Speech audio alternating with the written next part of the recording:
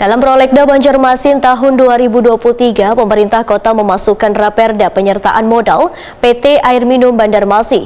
Diusulkannya Raperda ini mendapat tanggapan dari Wakil Rakyat di DPRD Banjarmasin lantaran perusahaan banyu minum ini telah menaikkan tarif pemakaian bulanan banyu ledek.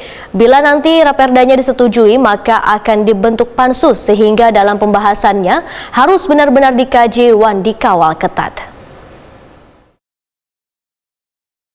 Dalam Prolegda Banjarmasin tahun 2023, pemerintah kota memasukkan Raperda Penyertaan Modal PT Air Minum Banjarmasin.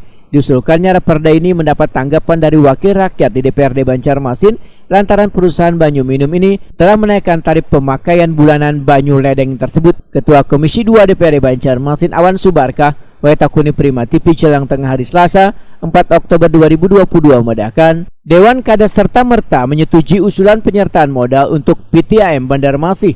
Bila raperdanya disetujui, maka akan dibentuk pansus sehingga dalam pembahasannya harus benar-benar dikaji dan dikawal ketat. Politisi PKS ini menegaskan harus dibedakan terlebih dahulu antara penyesuaian tarif dan penyertaan modal.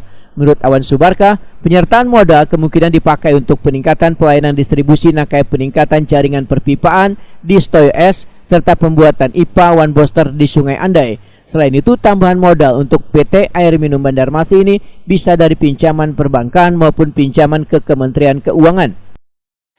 Kan justru sekarang ini kan arahnya kan juga dari kemarin dari Forkot yang audiensi dengan kita Komisi 2 kan juga arahnya malah akan melakukan class action kan.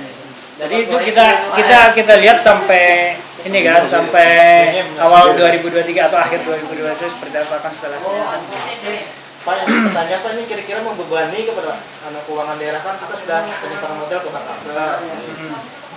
selektif Pak, sampai 70. Kalau ada PDAM lagi nanti PDAM kita lagi atau kita ambil lagi ibu kota pindah. Ibadah sudah kan Pak. Awal ketat anggaran penyimpanan modal Kita kawal intinya dah. Berarti kita kawal ketat lah. Kawal ketat lah ya.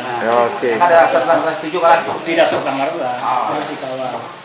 Di Komisi 2 kada serta-merta setuju, tapi bicara di pansos mungkin beda kan Pak? Iya.